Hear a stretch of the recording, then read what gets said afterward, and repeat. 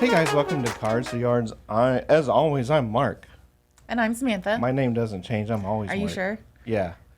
Sam is with me today, and it's been a horrible week for popular culture. It has. I mean, we've lost multiple people in sports and in entertainment. Yeah. It's just been crazy. And just icons. Yes. And as far as icons of social justice and people who were just at the forefront of change on a lot of different levels.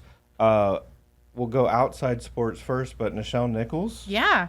The first lady of Star Trek. Oh, yes. Right? Like a total icon, and not just for her being an African American in entertainment and all of the, great things that she did for, that culture. It's just amazing to see her legacy and how it's portrayed now, even with the new Star Treks and everything else coming out. Like, I just feel like that character, they're doing her original justice. And it's been great seeing all the support for her family and all the support for, the community in general, that they're losing this major icon. I know I cried when I found out, just letting you know. Yeah, and it's just one of those things where it's like you grew up with them your whole life. You see them on reruns. Yeah. I've gone to a lot of cons, and Yes. she was at a lot of them until the last few years. So Right. they sort of drift out of your life, but they're still always there. And we heard about those struggles with conservatorship, and Yes. I think most people are familiar with that process and how strenuous it can be because of the Britney Spears situation. Oh, yes. Most definitely. Someone that always has been in the spotlight as well. But you see like everyone that's still around from the original series, which isn't many people, unfortunately. I know. But George Takei and William Shatner. And just the legacy that she leaves, like you said, to that character, and just women on Star Trek. Yeah, because she was the first. She was the biggest character during that entire thing, and she set the precedent for female characters in that entire genre, so to speak. She was the bar. She was the set. And to live up to that is just, I wouldn't be able to do it. I know that. Yeah. That's a high bar to achieve, and I can't do that. and then that is relevant to the hobby, because like right now you guys have Women of Star Trek We do. cards on the shelves, and do. so she's been featured in those by Rittenhouse for years. Yes. And of course in all the wonderful original series sets they do. So just pop icon. Pop icon. And then two more pop icons, but who were grounded in the world of sports. Bill Russell. Oh my who's, like, gosh. the ultimate. Yeah, when I found out that he had died, like the first person I texted was my dad, because growing up, I played a bunch of sports. I played basketball, soccer, softball, field hockey, things like that. And it was crazy. He was the first person I texted, and my dad was like, I know, like, we're all shocked. Like, we thought he would be the Superman of, he would live forever. Yeah. Or you just would never know when he actually passed, because he was, it went quietly. The family didn't want us to know. But, 11 NBA championships. It's crazy. 8 of them as a player. Yes. Like, that's crazy.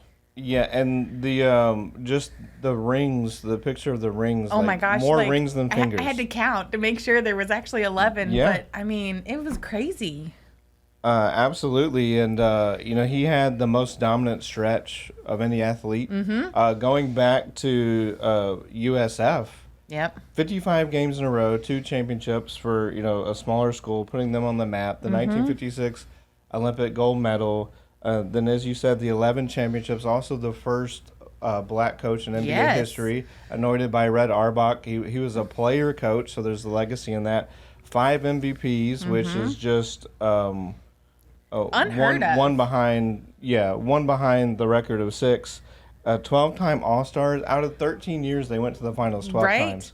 Like, They that's won another 11, record so. that will just stay forever, because, it's crazy. Absolutely. And then, of course, off the court, especially during the time in which he played, a huge advocate of social justice. Yes. And was awarded the Presidential Medal of Freedom. So, and again, for younger people who maybe have never even seen footage of him, They know the name because that was the name of the trophy that Steph Curry was awarded during the finals. Well, yes, and Yeah. it was really sad when he couldn't make it because of health issues. Like that was Right. he was going to give that award out, and I know I was excited to see how he was doing and see what his progression was, and I was kind of disappointed that he wasn't able to be there. But health issues are with health issues. Like Yeah. I don't begrudge him not coming. Sure. Because like it's one of those that he's an icon, he's a legend. I can imagine him sitting here going and figuring out, how he was gonna do it. But yeah, no, it broke my heart when I heard that he passed, because it was just watching him in the Celtics was like so much fun. Yeah. Just great. And just all the stories about his infectious laugh and his just eternal wisdom, and just how young players, who a lot of people, especially with like millennials and Generation Z, they don't give them credit for having admiration for older generations Right. or who came before them. But he was just one of those icons, passed away at the age of 88. And from one of the biggest players to ever play to probably one of the most prominent voices in sports, Vin Scully passes away at 94. This is unbelievable to think that anyone could even have a job at one place for 67 years, but he Right. was the voice of the Dodgers for 67 years. Yeah. From Brooklyn to Los Angeles. This guy called 18 no-hitters and 3 perfect games, which Yep. is unbelievable. Like, and it's crazy because yes, when you think of sports, you think of the broadcasters and you think of the people, especially if you're watching it, at home versus in the stadiums, you think of those voices, and those voices are iconic. Yeah. Like, a big voice that's iconic was Vince. Like, you just can't think of anything else when it comes to the Dodgers other than his voice playing and saying, this one's got a hit and this person's got a hit. And and that's a legacy within itself. 3 perfect games. I don't think anybody No. has been able to call 3 perfect No. games like that. No. Like, it's crazy. And just even not being a Dodgers fan, and especially like probably the opposite of that because of how they've looked at the Astros since 2017, which Go Red Sox. right, okay, well, but we both know Yes. Vin Scully always said it's time for Dodger baseball. That was it like is. an Like, iconic that's- line. Yes. And then speaking of popular culture, anytime you had a scene like on The Simpsons when they're at a game, Yes. I just remember that scene where Homer drops beer and he's watching the baseball game, and they had the person emulating Vin Scully, and it's like, and now there's a beach ball on the field, and I'm just like, oh, that's Vin Scully, and then Homer's like, I never realized how boring this game was, but anyway, like. He also developed the ability to know when to not talk, which as a voice of a Major League Baseball team, especially doing that so long, he understood that when there was an iconic moment, just to let the crowd do the talking for you. And that's what's I think is great about him and how the announcers are now. Like they've learned from his what's the word? Like his example. Hey, when there's something big, yeah, sure, you're like, yes, they hit a home run, but then let the crowd cheer. Let the players hear the crowd, because as a former player, that's what got me more pumped up than anything. Yeah, hearing the guy say my name was cool. Hearing the people say, my hitting average and all that stuff was cool. But hearing the crowd cheer for something that was momentous like that, you can't top that. No, and just the random stories that he would give for each player, like he knew them as family, and that's what a lot of That's what people loved about him. yeah. He was very personable with the players, new players, old players.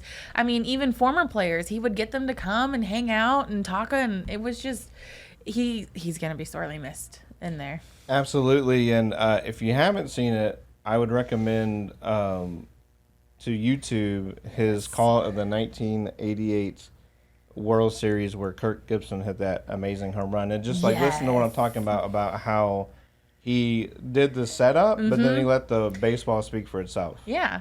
And then also just a side note, since I went down a YouTube rabbit hole with Vin Scully, there was a clip from Letterman in 1990. Oh. And they're like, oh, I can't believe I've been doing this for 41 years. And I'm like, man, he's going to go on to do this another 26 years. Yeah. And one thing that will never be broken that he did, I don't see how it would ever be possible with the way that media and television contracts are set up. He called a World Series at age of 25. Like, that's that'll never unheard of. happen. You can't, like, That'll never happen at that again. young age, you're not in, like, you're maybe an apprentice. Yeah. Maybe.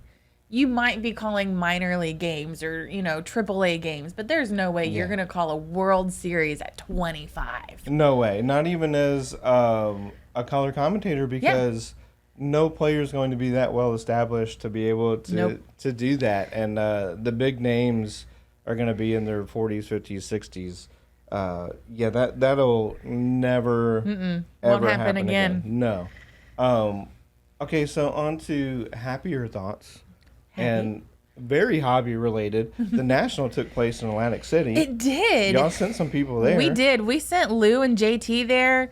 And then, of course, Bill, the owner, had to go too because he wanted to check it out. Sure. And they had a fantastic time. We do have footage of that, but as of right now, it is kind of on trying to get downloaded because Wi-Fi in Atlantic City during Nationals was not good. That was the one story the boys keep telling us. Like, we wish we could have sent them every day and we wanted to show them so you could update people, but there just wasn't any Wi-Fi either in the building or around the building or anywhere that they had went. And it was just, they're like, we're sorry. And we're like, nah.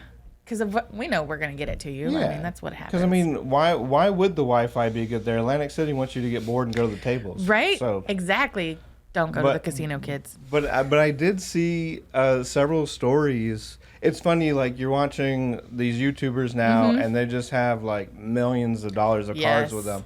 One guy I follow was trying to buy a Mickey Mantle, 1952 tops, and he was looking for, like, a 1.0, for PSA. Right. Low grade.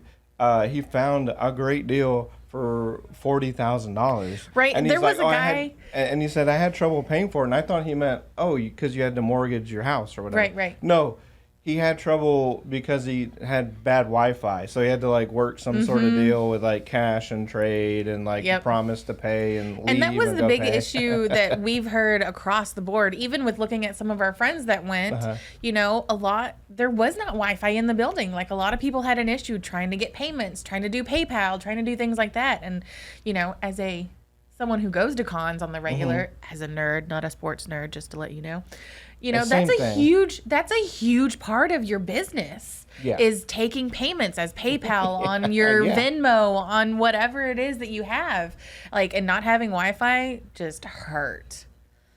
And we'll never know this because of tax purposes and people maybe not wanting all that information out. But I would love to know how much cash changed hands at that. Yeah, like an overall estimated amount. Like, that would be, I know there was a guy up there that was selling another Mickey Mantle and he wanted like millions for it. Yeah.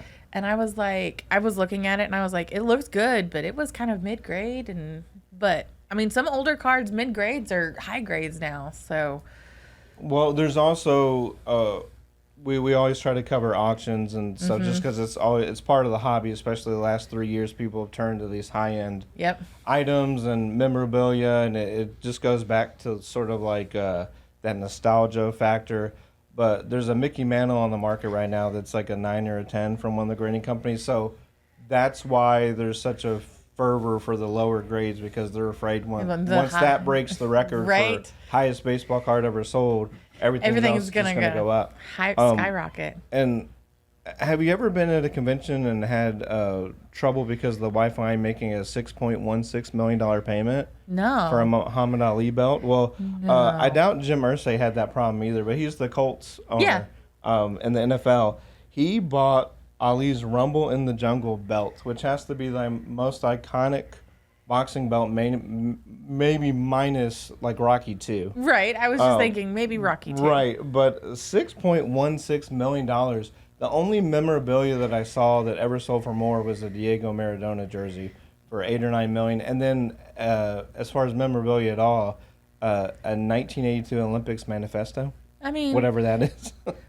I could see that, I guess. And, I mean, because it's an Olympic sport, Right. It's the whole thing. So the manifesto was kind of like where the sports are going to be, what days they're going to be, times, and all that stuff. So I could see that going for a high dollar because, we we're kind of spoiled. We get it every couple of years or so, but back then it was you had to wait, between Olympic sports. So I wonder if Jim Irsay is going to wear that in the owner's box at NFL games. listen, if he does, I want pictures. Yeah. Can you send us pictures, please? That would be kind of fun.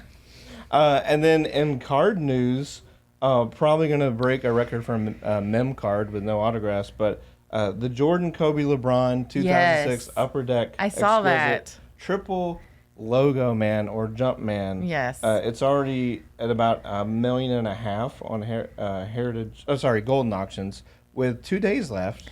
I know. And the LeBron version of that, where it was like one patch from each of the 3 teams he had played for, that went for $2 million. I imagine with Jordan and Kobe on it, this is going to end up around 3. Yeah, I was going to say 3, maybe 3.5. Yeah, would be my final guess. but it's just crazy because people talk about the market being down, but they're talking about like the low end, like flipping, being able to Right. flip a $2 card for $20. No, but if This you have is- a card like that, Yeah. You get And it. especially with 3 legends. right? Jordan and Kobe are legends in their own right, and LeBron's getting there, and he's doing great things in the sport and all of that. But a 2006 Upper Deck, Yeah. like that's with all 3 of them. Yeah, if it doesn't hit at least 3, then I would have just brought it back home with me. And you always wonder in those high end like we've all followed eBay auctions and seen them spike at the end, but you wonder in those high end auctions, how much will that really spike? Like how far away is it from the final price now? If it ended at where it is now, I wouldn't be completely shocked. I'd be a little surprised. I think because the LeBron on its own, even though that's a unique card Right. as well, I just see this one going for more than that. Well, especially because it has all 3 legends. I mean, if Right. LeBron sold for 2, and then a Jordan, which is going to sell for that plus, and a Kobe is definitely going to sell for more. If you added, just added them together and gave a median number for all 3 of them, those cards yeah. individually, it's going to have to go for more. It has to. Speaking of going for more, Juan Soto, one of the best players in baseball, got traded, and I feel like they didn't get anywhere near the return. Agreed. I've been watching that, and I just, yeah. It's just, it's crazy to me that they did not get, in my opinion, enough Yeah. for that. No. But it's like one of those things where, like when the Rockets traded Harden, we didn't get back a superstar, and we won't know if we got true value for like 10 more years because if one of the guys we got via one of the draft picks we traded, or got from Brooklyn, Right. We'll see. But with this, it's sort of like they traded Soto for 3 current players for Gore, Abrams, and Voigt, and 3 prospects. They also got Josh Bell in the deal from the Nationals. The Padres did, but the Nationals they just didn't get anything in return, and it's like, okay. I mean, I guess it's one of those things where it's like this guy is one of the best. His popularity is spiked because of the home run derby. Yep. He's already got a World Series under his belt. Statistically, one of the best youngest players ever. So the With ceiling, hopefully a long career. hopefully a long career. I mean, the ceiling is very, very high. Yeah. And then not only did the Padres put together a deal for one of the best players in baseball, they also got Josh Hader from the Brewers for we'll just say no-name players, Right. for all intents and purposes. Yeah. But same thing, and this guy has had a really off year, but he has like the highest strikeout ratio in the history of baseball right now at this point in his career. And that's what I tell like my friends and people that come into the shop. I'm like, baseball is a long-term investment. Yeah. It is, because your players are going to have years worth of life in them. They're going to play 10, 15, 20, sometimes 30 years, depending on position, depending on, injuries, depending on, the conditions. It's a lot easier for baseball players to have a longer lifespan in their sport than it is for maybe football or soccer or, Unless you're Tom Brady. well, and I am still convinced he's a clone. Yeah. Just saying. Belichick has a clone machine underneath. Yeah. that stadium. Except somehow, if that's true, they've beat the scientific or the sci-fi movie trope of the clone degenerating each time and getting It's a new worse. clone Like, every year. it's That's all it is. But the clone is somehow either maintained or gotten better. I think what they did is they did like 50 clones at once, and then every new year they just send out a new clone. They wake him up and was like, okay, here you go. But it's not like multiplicity with Michael Keaton where like the third one's bad. Yeah, you no. know? It's just like, okay. He's just great every year. It's just a good clone every single time. Yankees, unfortunately, and you being a Red Sox fan, me being an Astros fan, this is very unfortunate. They get Frankie Montes for 4 prospects. So they get a frontline pitcher, blah, blah, blah. Right. Astros, and again, sorry about this, but we got a great deal from the Red Sox getting hitting catcher Christian Vasquez at the deadline. We also picked up Will Smith for middle relief, and probably the best, we got the Orioles' Trey Mancini, first baseman, outfielder, great clubhouse guy. Yes. Also can hit. Astros, even though they're 5-5 right now, still well ahead of the Mariners, 11 games in the AL West. Agreed. I just think they made some good deals. I do too. Like you guys know, I'm a huge Red Sox fan, but I just love baseball in general, and so that's one of those that I was impressed with some of the deals that have been made come this trade season and all of this, and it's just been interesting to see who's getting traded for what, who's getting traded for who, and I think that the Astros have made some pretty great deals, and they're going to have a great season in the next few years to kind of build that clubhouse up and to get everything going and hopefully get back to a World Series. Yeah, I mean, they're the best at that. They just need to win a couple more. I mean, and they'll get there. They especially need to win one for Dusty Baker. So we've gone over pop culture and sports and the industry. Now let's get into packs and what's out there. What's going on right now as far as that? Well, our biggest thing right now is going to be football because the season's starting in like 5 weeks. Oh, yeah. College starts in like a couple of weeks.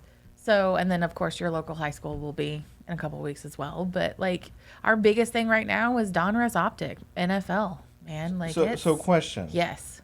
With a 2022 football card, if it turns out that that's the current incarnation of Tom Brady's clone, is that a rookie card?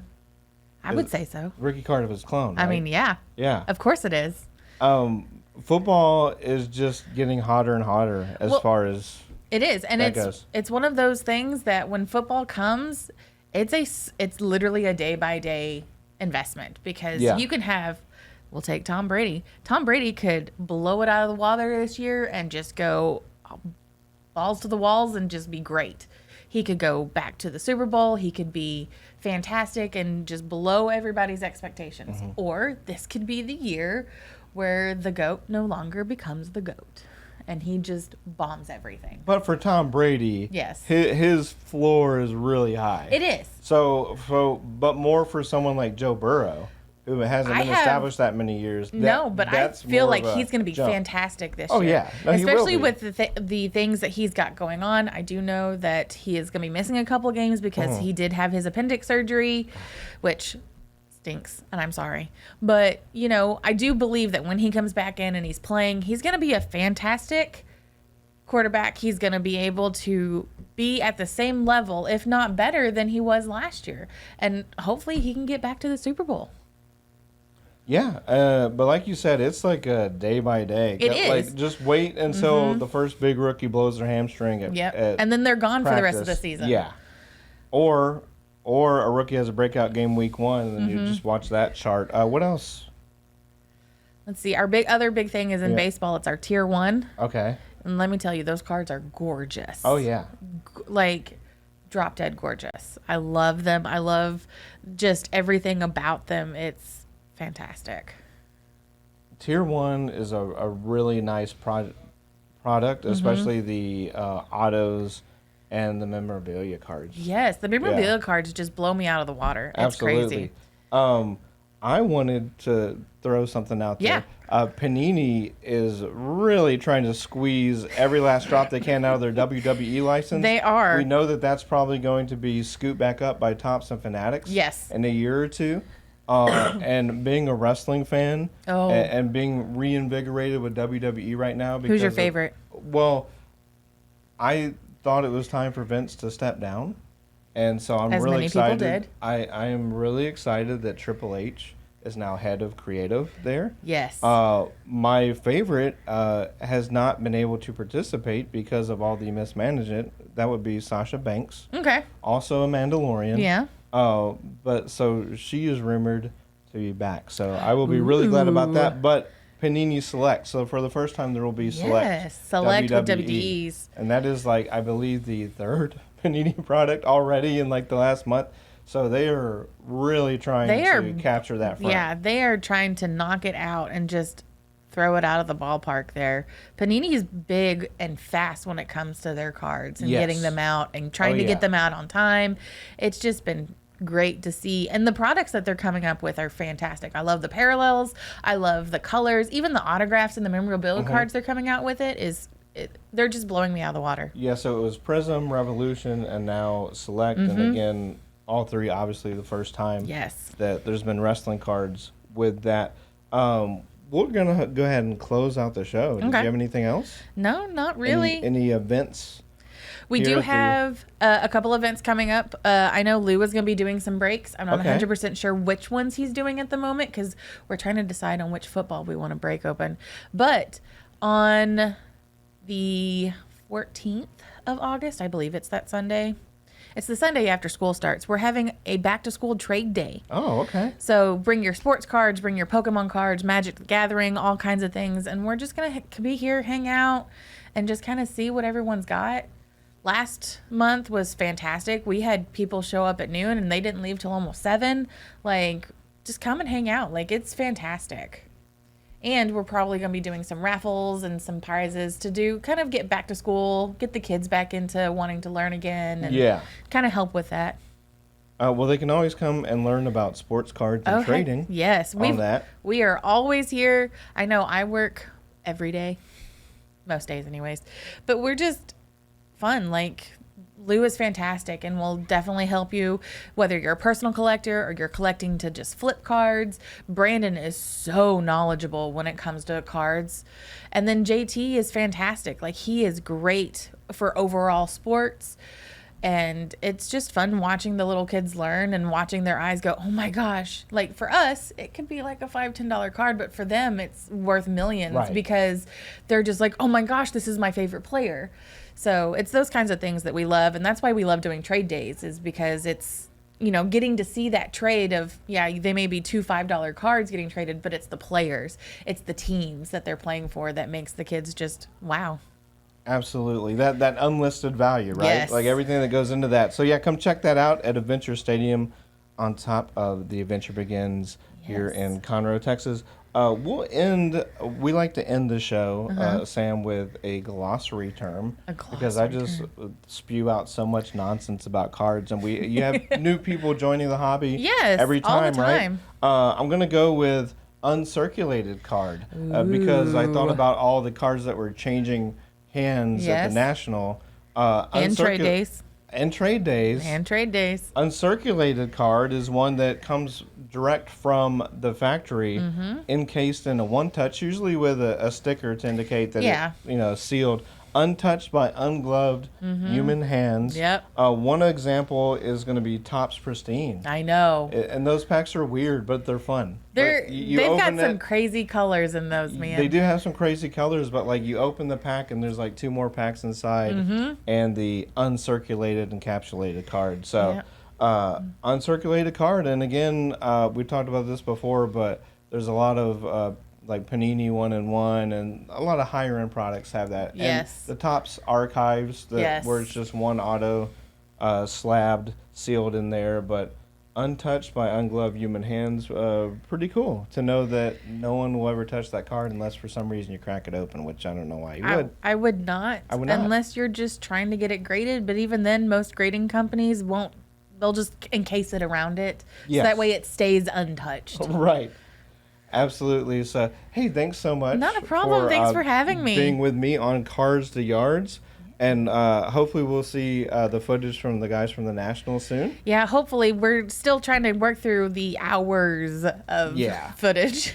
And I know that Victoria and I are going to be doing some Women in the Hobbies. Oh, They were there at Nationals, so we're going to be opening up some of their packs that they sent us and be tagging them. And so we're excited to do all that. excellent. So stay tuned to Cards for Yards. Cards to Yards. Cards to the yards. For all of that and more, check out Trade Days on Yes. the 14th.